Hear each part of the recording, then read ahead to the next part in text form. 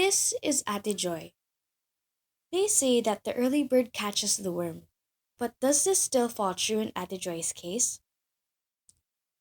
Each morning, Ate Joy wakes up extra early, at 3 o'clock in the morning to be exact, only to combat her daily commute struggles. From long lines to extensive waiting time, it is inevitable that she has to go through this every day. Truth be told, one's journey through the metro isn't easy, may it be rush hour or not.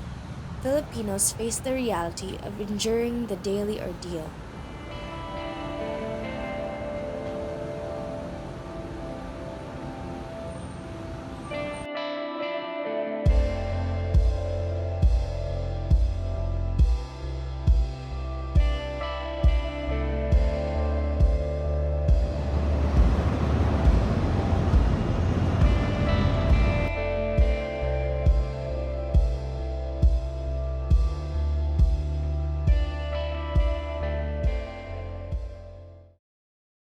There are a number of reasons as to why Ate Joy struggles with her commute.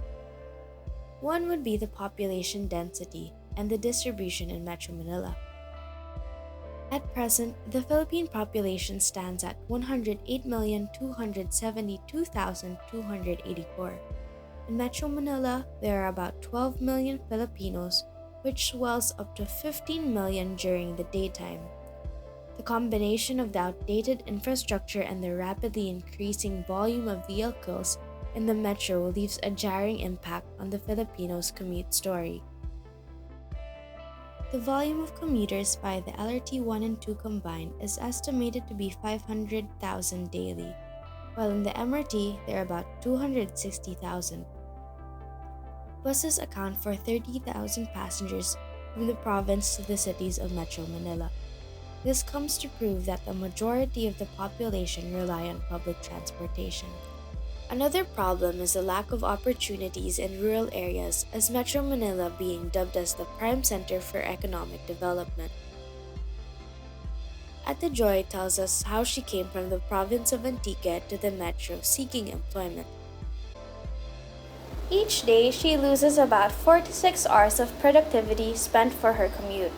With this time, she could have spent it on her family, hobbies, leisure, and other social activities. Ate Joy and other commuters are linked with increased health risk of obesity, high cholesterol, high blood pressure, back and neck pain, and depression. More than that, commute stress can also result in mental fatigue evident by short attention span, memory lapses, and slower reaction time. Commuting also contributes to one's emotional distress, which may lead to irritability and lethargicness. This also leads them to be unmotivated and prompts them to withdraw from others. In response to Ate Joy's problem and the million of Filipinos like her, the government has initiated the building of the MRT-7. The Philippines. The project is being managed and owned by the Republic of Philippines Department of Transportation and Communication, and the construction started last April 2016, expected to be done by the year 2022. It is said to be 22.8 kilometers long, passing by 14 stations, namely Quezon North Avenue, Joint Station, Quezon Memorial Circle, University Avenue, Tandang Sora, Don Antonio, Batasan, Mangahan, Doña Carmen, Regalado, Mindanao Avenue, Quirino, Sacred Heart, Tala, and San Jose del Monte. Do you wait in line for to wait a ride? For the LRT, it depends on the time, which is like, if it's on a good time, siguro 5 minutes, 10 minutes. If it's rush hour, probably 15 to 30 minutes before I actually get on the train. So, what you mean is that peak hours really make a difference. Yeah. So what time are those hours for you? I think it's around 5 p.m. on from Mondays to Thursdays. But on Fridays, usually 4 o'clock, it's already full. I think it could be a lot faster if we had more trains. And that would really increase the efficiency, lalo na dahil marami talaga nagko-commute. The new MRT-7 can approximately accommodate 28,000 passengers that can be extended to 36,000 passengers an hour. Considering that there will still be upgrades, it can accommodate 350,000 to 800,000 passengers a day. With regards to the spendings for this project, it is being developed through public-private partnership and is estimated to 69.30 billion, that is equivalent to $1.57 billion investment. What do you think our transportation system could improve on? I guess the country kasi they prioritize more on private vehicles when we know na a lot of Filipinos use public vehicles. Like for example, recently MMDA, I think they experimented on banning all provincial buses in EDSA, if not all, most of them. And what happened was there was like traffic, there were chaos. Even the private vehicles, they were complaining how traffic it was, and it was really hard getting to where they were supposed to go, and a lot of people were late.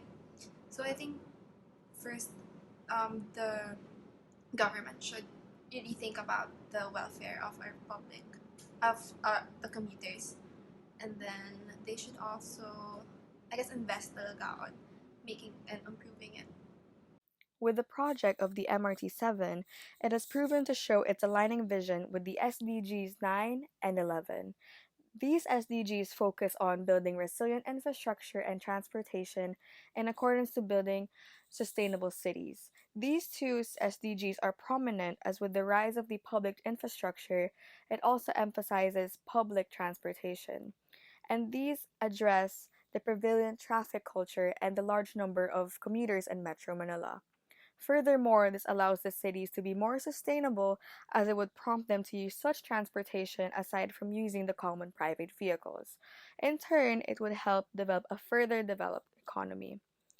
Connecting cities, it would not only give a boost to the economy, but would also provide a shorter travel time whilst increasing economic productivity.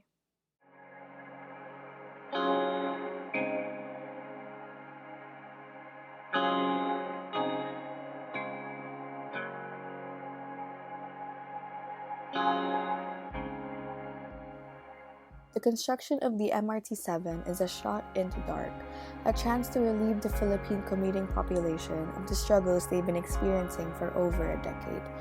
To lighten the burdens that millions of Filipinos endure, the project of the MRT-7 would give the people, much like Ate Joy, as a mode of efficiency rather than a customary burden.